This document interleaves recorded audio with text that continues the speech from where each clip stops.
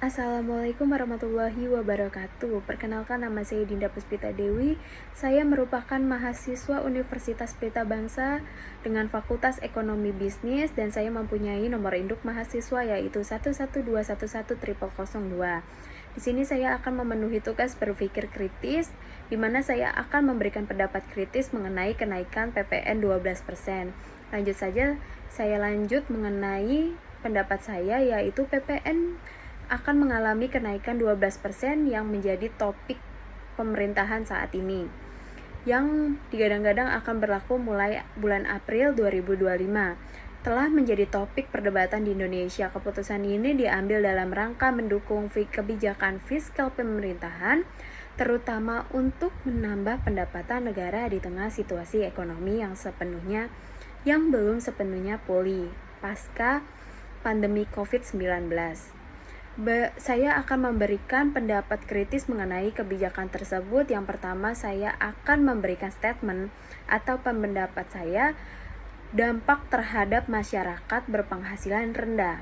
Di sini yang pertama saya akan membahas mengenai dampak untuk masyarakat yang berpenghasilan rendah, yaitu peningkatan PPN dapat memberikan dampak negatif terhadap daya beli masyarakat, khususnya kalangan menengah ke bawah.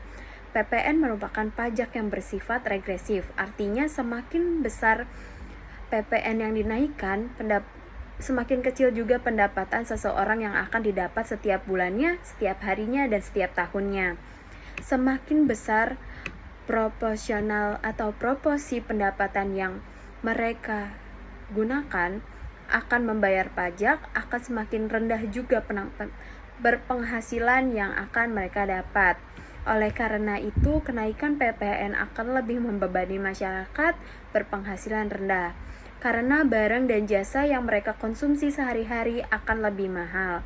Meskipun ada beberapa yang dibebaskan dari PPN atau dikenakan tarif lebih rendah, seperti sembako dan beberapa layanan kesehatan lainnya.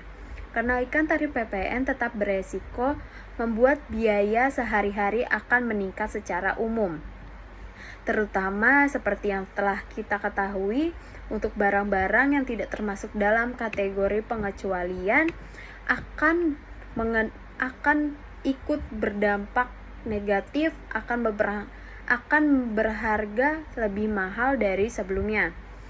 Yang kedua, di sini saya akan membahas mengenai pengaruh terhadap inflasi, yaitu PPN yang lebih tinggi menurut saya cenderung mendorong kenaikan harga barang dan jasa. Kenaikan harga dapat menyebabkan inflasi yang lebih tinggi, yang pada gilirannya dapat merugikan perekonomian di negara Indonesia secara keseluruhan. Karena inflasi ini yang lebih tinggi akan menambah tekanan pada daya beli masyarakat yang lebih rendah, sehingga pendapatan atau ekonomi bangsa sendiri akan mengalami keanjlokan yang signifikan.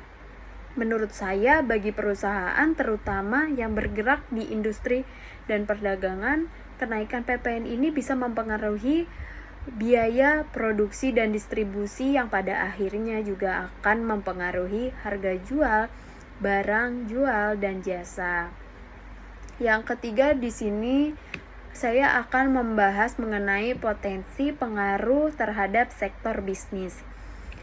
Menurut saya, kenaikan PPN dapat memberikan tantangan bagi sektor bisnis, terutama bagi usaha kecil dan menengah atau yang biasa kita sebut UKM. UKM ini menurut saya lebih cenderung terhadap perubahan kebijakan perpajakan karena mereka memiliki kapasitas administrasi dan keuangan yang terbatas untuk menyesuaikan diri dan regulasi baru. Mereka mungkin perlu meningkatkan harga barang atau jasa yang menghimbau biaya pajak yang akan lebih tinggi, yang biasanya berdampak pada penurunan daya tarik produk mereka, pasar atau daya beli pada pasar ya. Namun bagi beberapa perusahaan besar, perusahaan yang sudah saya ketahui yang memiliki sistem perpajakan yang sudah matang, kenaikan PPN mungkin tidak akan berdampak besar atau signifikan terhadap perusahaan tersebut ya. Karena mereka memiliki kemampuan untuk menyerap biaya tambahan atau memindahkan biaya tersebut kepada konsumen. Selanjutnya di sini saya akan membahas potensi peningkatan pendapatan negara. Kenaikan tarif PPN ini menurut saya akan diharapkan dapat meningkatkan pendapatan negara yang pada akhirnya digunakan untuk membiayai program pembangunan atau pengatasan kemiskinan dan situasi fisikal yang terbatas. Peningkatan pendapatan negara sangat penting untuk mendanai program-program pemerintahan seperti program pemerintahan mengenai dunia kesehatan, pendidikan, budaya, dan infrastruktur maupun untuk UKM menengah yang memang sudah dipandang oleh pemerintah. Termasuk pembangunan infrastruktur menurut saya akan berdampak lebih besar karena nantinya dengan kenaikan 12% ini akan dijadikan biaya untuk fasilitas umum yang lebih atau yang lebih nyaman yang akan digunakan oleh masyarakat Indonesia. Namun potensi peningkatan pendapatan ini harus diimbangi dengan strategi yang membadai, mengatasi dampak negatif pada kelompok masyarakat tertentu seperti penerapan kebijakan suatu atau penguatan jaringan pengaman sosial bagi kelompok yang berpengaruh oleh kenaikan yang ada. Yang kelima di sini saya akan membahas mengenai dampak terhadap ketidakpastian ekonomi. Karena nantinya pada tarif pajak juga bisa memperburuk ketidakpastian ekonomi, terutama di tengah pemuda Indonesia. Ekonomi pasca pandemi, kebijakan ini datang pada saat beberapa sektor ekonomi masih berjuang untuk bangkit dari pandemi COVID-19, sehingga dampaknya bisa memperlambat laju pemulihan para pelaku ekonomi, mungkin menjadi lebih berhati-hati atau malah mengurungkan niatnya untuk bangkit kembali. Menurut saya itu akan menjadi acuan yang negatif untuk beberapa perusahaan yang ingin bangkit kembali atau usaha-usaha yang ingin kembali pasca pandemi COVID-19. Para pelaku ekonomi mungkin menjadi lebih berhati-hati dikarenakan dalam melakukan investasi atau konsumsi pada perusahaan-perusahaan lain yang pada gilirannya dapat menghambat pertumbuhan ekonomi.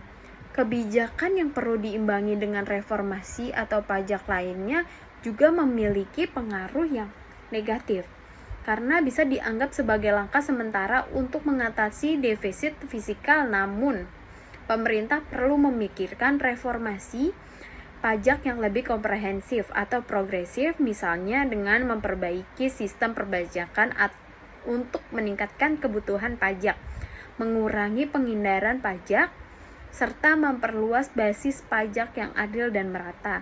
Reformasi ini diharapkan dapat mendukung kebijakan fiskal yang berkelanjutan dan tidak hanya mengandalkan kenaikan PPN yang bisa mengganggu daya beli masyarakat. Kesimpulannya dari beberapa dampak yang saya bahas pada kesempatan kali ini, kenaikan PPN menjadi 12% memiliki berbagai implikasi positif dan negatif. Dari sisi pendapatan negara, kebijakan ini memperkuat posisi fiskal pemerintah.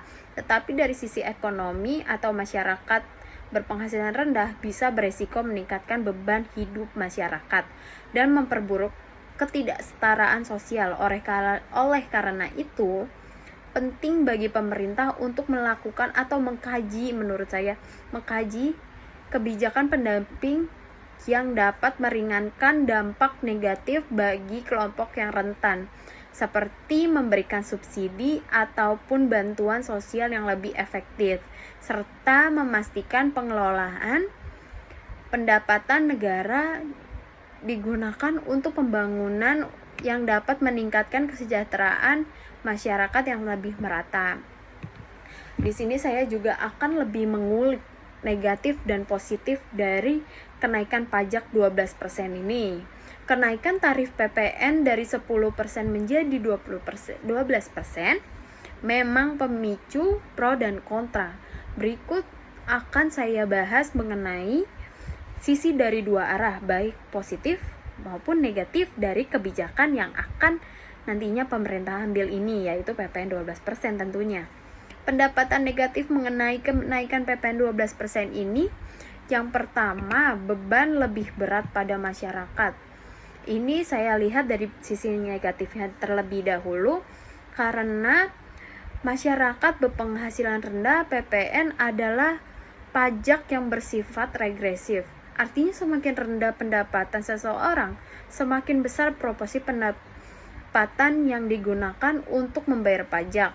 Kenaikan tarif PPN ini dapat membebani masyarakat berpenghasilan rendah karena yang seperti kita ketahui, tidak seluruhnya perusahaan atau tidak seluruhnya masyarakat Indonesia memberikan atau mendapatkan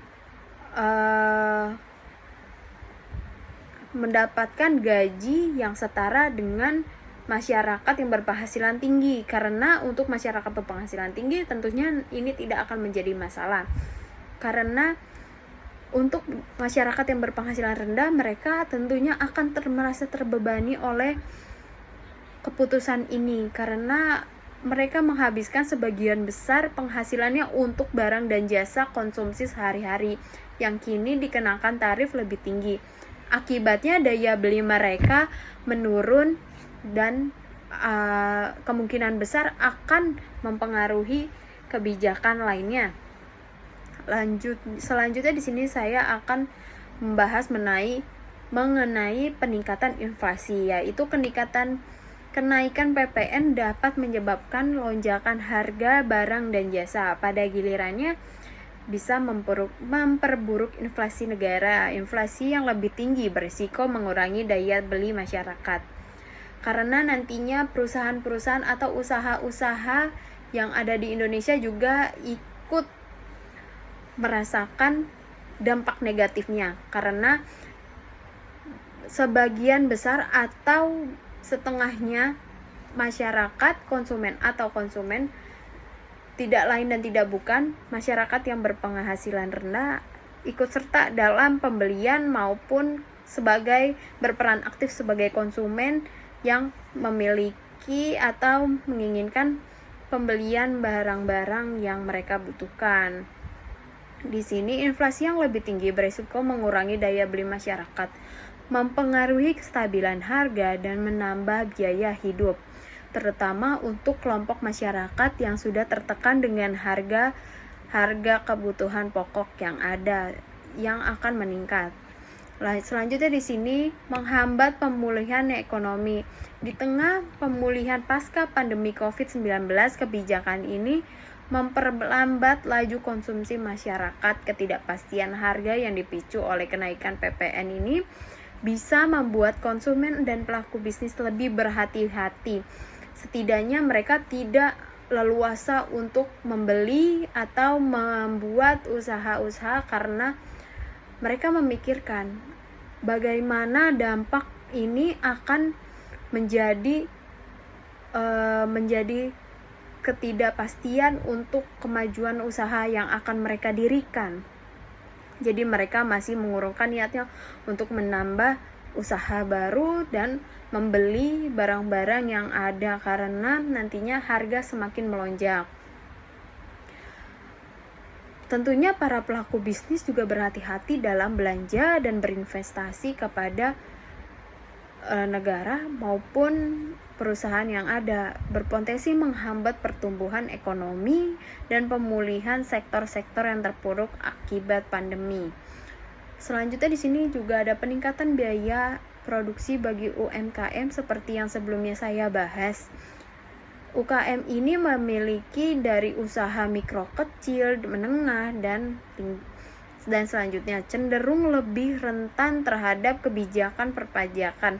Kenaikan tarif PPN bisa meningkatkan biaya produksi dan distribusi, yang pada akhirnya akan memaksa mereka untuk menaikkan harga produk. Ini mengurangi daya saing Jadi dari kenaikan 12% ini akan membuat para pelaku bisnis akan memikirkan mereka akan menjual barang-barang yang mereka tawarkan dan mereka pasarkan, harganya akan lebih naik.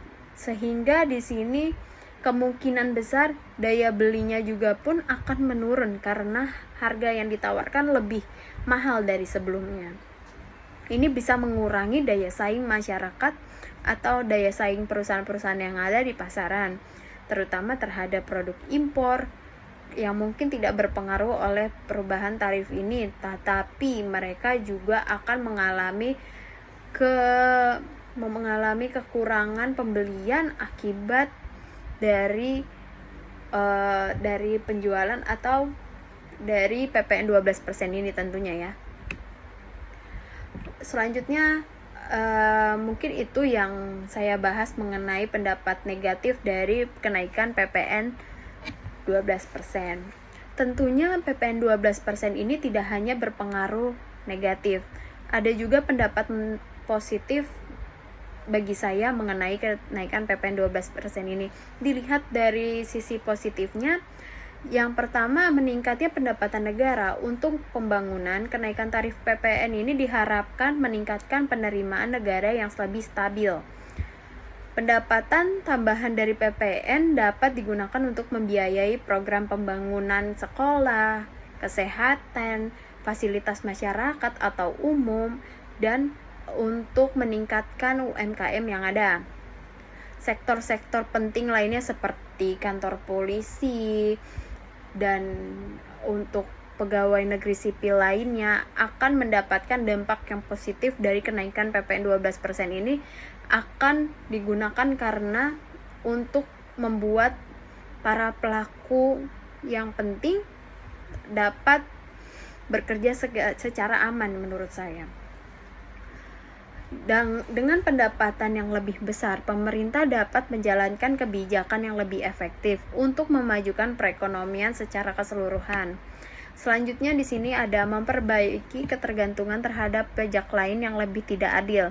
PPN adalah pajak yang lebih mudah dipungut dan lebih luas cakupannya, seperti dari masyarakat kalangan rendah sampai dengan kalangan atas akan merasakan kenaikan tersebut. Tetapi ini akan kembali lagi kepada masyarakat karena kenaikan tersebut akan digunakan untuk masyarakat umum yang nantinya akan merasakan seperti jalan tol, seperti jalan raya yang akan mungkin diperbaiki dari hasil kenaikan PPN 12% ini ya.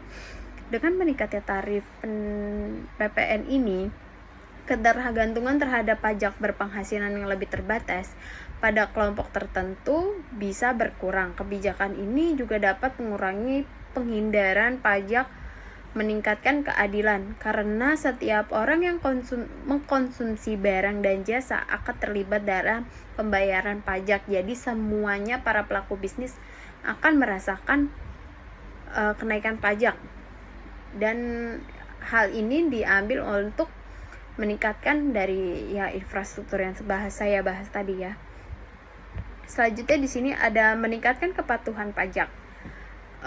Di sini saya akan mengulik dari pengertian PPN tersendiri adalah pajak yang dipungut di sepanjang rantai produksi atau distribusi, sehingga sulit untuk dihindari dengan menaikkan tarif PPN.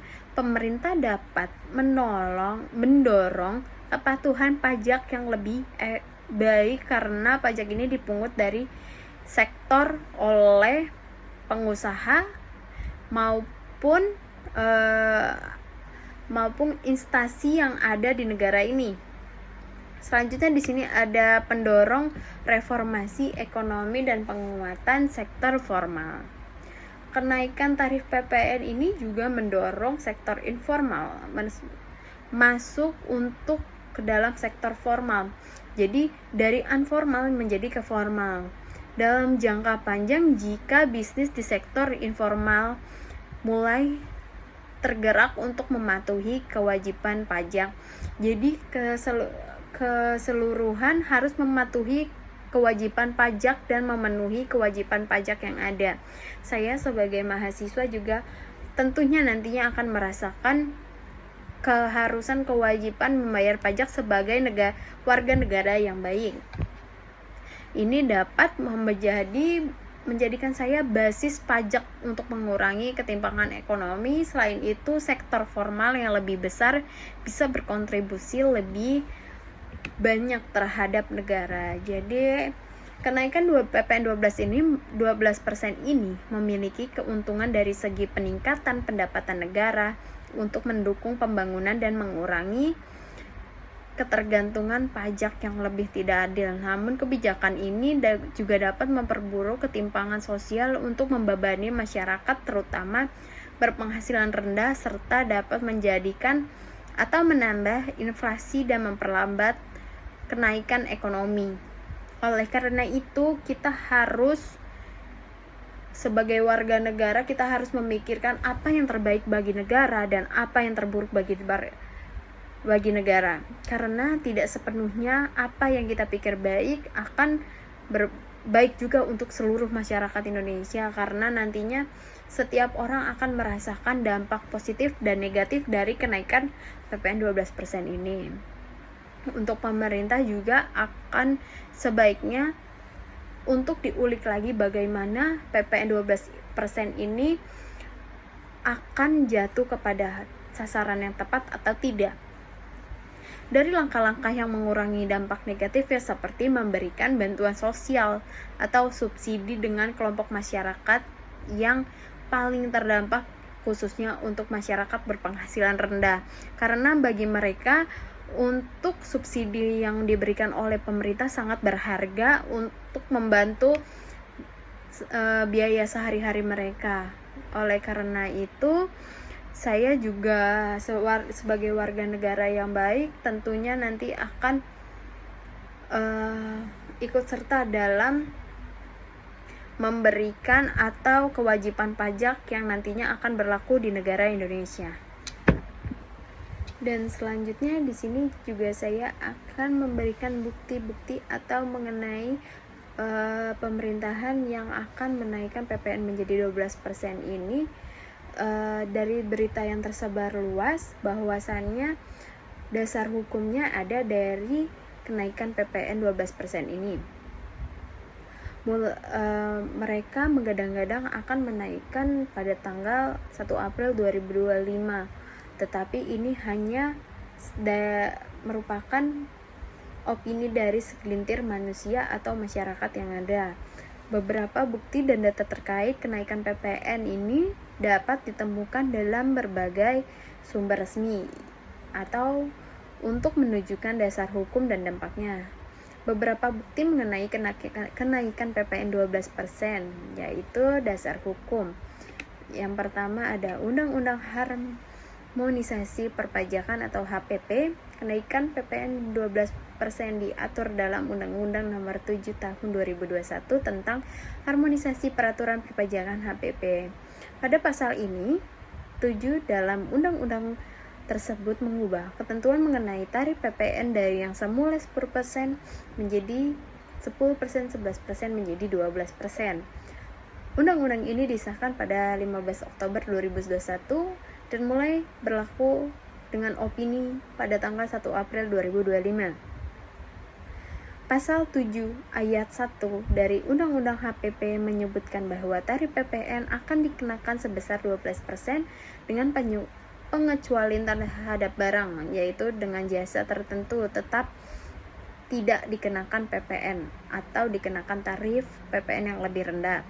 Mungkin untuk sebagai contohnya, barang yang terkena PPN 12% ini merupakan barang-barang luxury brand, yaitu brand yang terbesar atau memiliki daya jual yang lebih tinggi, seperti kemungkinan dengan dari harga bangsa pasar impor nantinya akan mengalami kenaikan PPN 12% ini akan terkena dampaknya juga ya. Lalu di sini ada peningkatan tarif PPN dalam konteks ekonomi nasional. Dari tujuan fisikalnya terlebih dahulu, pemerintah Indonesia menjelaskan bahwa Kenaikan tarif PPN ini bertujuan untuk meningkatkan penerimaan negara. Pemerintahan mengemukakan bahwa penerimaan pajak yang lebih tinggi diperlakukan untuk membiayai berbagai program pembangunan infrastruktur kesehatan dan pendidikan. Nantinya seluruh rakyat Indonesia atau masyarakat Indonesia akan merasakan dampak positif yang akan nantinya dikerahkan pemerintah untuk memperbaiki pembangunan umum, infrastruktur kesehatan dan pendidikan. Tentunya nanti di dunia pendidikan akan banyaknya sekolah yang akan lebih dibangun seperti ruang kelas ataupun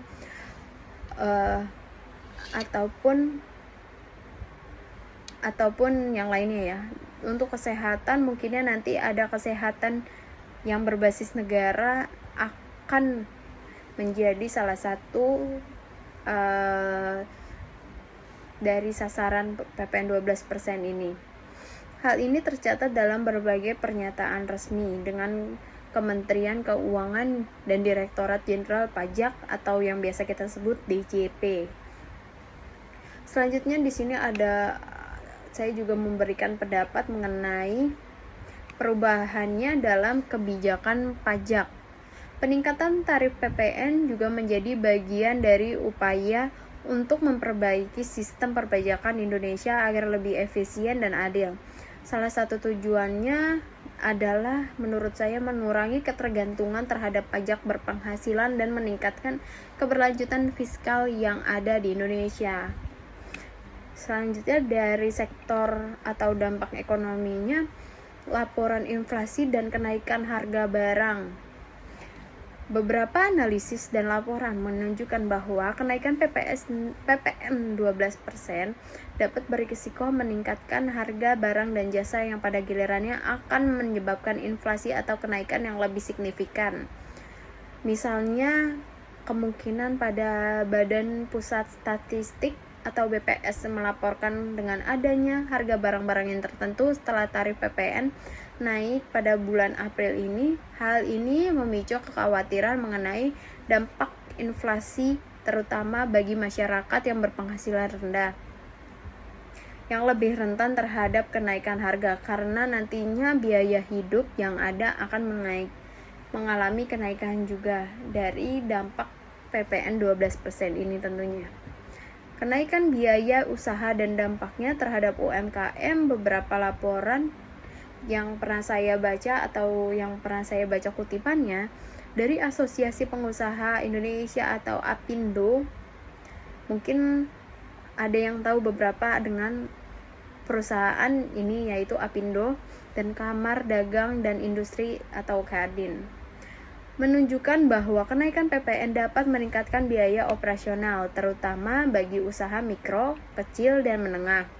Hal ini dapat berdampak pada kemampuan mereka untuk bersaing, meningkatkan harga produk atau bahkan mengurangi daya tarik produk lokal. Pengecualian barang yang dikenakan tarif PPN lebih rendah yaitu barang dan jasa yang dikecualikan atau tarifnya lebih rendah. Meskipun tarif PPN umum akan menjadi 12%, ada beberapa barang dan jasa yang tetap tidak dikenakan PPN atau dikenakan tarif lebih rendah sesuai dengan kebijakan yang tertuang pada Undang-Undang HPP, misalnya sembako, kebutuhan barang pokok, listrik rumah tangga, dan pendidikan serta pelayanan kesehatan. Itu menjadi pengecualian dari PPN 12% ini. Masih dikecualikan dari PPN atau dikenakan tarif PPN yang lebih rendah. Pemerintah juga memberikan kebebasan PPN untuk barang-barang yang digunakan oleh industri tertentu seperti bahan baku. Tarif kebijakan PPN yang diferensi beberapa sektor yang lebih sensitif terhadap PPN, seperti kebijakan sektor perumahan atau jasa keuangan juga dapat mendapatkan kebijakan yang berbeda digunakan di mana mereka tidak dikenakan tarif PPN yang lebih tinggi. Selanjutnya saya akan juga membahas mengenai protes dan reaksi dari publik. Jadi reaksi dari masyarakat dan lembaga ekonomi yang seperti yang saya ketahui bahwa kenaikan tarif PPN ini juga memunculkan reaksi dari berbagai pihak, terutama organisasi, masyarakat, atau akademisi. Dengan pelaku usaha, banyak yang menilai kebijakan ini dapat membebani daya beli masyarakat, terutama masyarakat yang berpenghasilan rendah, seperti yang setelah saya bahas, dan menengah. Beberapa survei dan diskusi publik menunjukkan kekhawatiran bahwa kebijakan ini dapat memperburuk ketimpangan sosial dan meningkatkan biaya hidup. Selanjutnya, pernyataan pemerintah untuk menjaga keseimbangan. Pemerintah berusaha untuk menanggapi kritik tersebut dengan menjelaskan kebijakan ini akan dibarengi dengan program perlindungan sosial yang lebih kuat seperti bantuan langsung tunai atau yang biasa seperti setelah saya kenal yaitu BLT ya, dan subsidi energi bagi masyarakat miskin. Selanjutnya di sini ada dukungan dari ekonomi makro, pendorong kepatuhan pajak dan keseimbangan anggaran. Dari sisi kebijakan ekonomi makro, kenaikan tarif PPN juga dipandang sebagai upaya untuk meningkatkan kepatuhan pajak, mengurangi ketergantungan pada sumber daya alam, dan memastikan anggaran negara lebih stabil dan berkelanjutan dalam jangka panjang. Ekonomi dari beberapa lembaga seperti INDEF atau Institute for Development menyatakan bahwa meskipun berdampak jangka pendek bisa berat, kebijakan ini penting untuk memperkuat perekonomian di Indonesia dalam jangka panjang. Jadi pada kesimpulannya adalah kenaikan tarif PPN 12% di Indonesia didasarkannya pada perubahan yang tertuang dalam Undang-Undang Harmonisasi Peraturan Perpajakan atau yang lebih dikenal PPH-PP. Meskipun kebijakan ini bertujuan untuk meningkatkan pendapatan negara dan memperbaiki sistem, menurut saya kebijakan ini akan mempengaruhi perpajakan terhadap inflasi dan daya beli masyarakat menjadi perdebatan yang lebih penting. Pemerintah harus terus memonitor dan menurut saya seharusnya pemerintah lebih mengimbangi kebijakan ini dengan program perlindungan sosial agar dampaknya tidak terlalu memberatkan kelompok masyarakat yang rentan. Mungkin seperti itu pembahasan atau pendapat saya mengenai topik PPN 12% ini. Hal ini saya bahas untuk menjadi acuan atau pendapat kepada pemerintah agar lebih dikaji lagi hal ini akan berdampak apa untuk masyarakat rendah dan masyarakat tinggi. Mungkin itu saja dari saya, kurang lebihnya mohon maaf. Wassalamualaikum warahmatullahi wabarakatuh.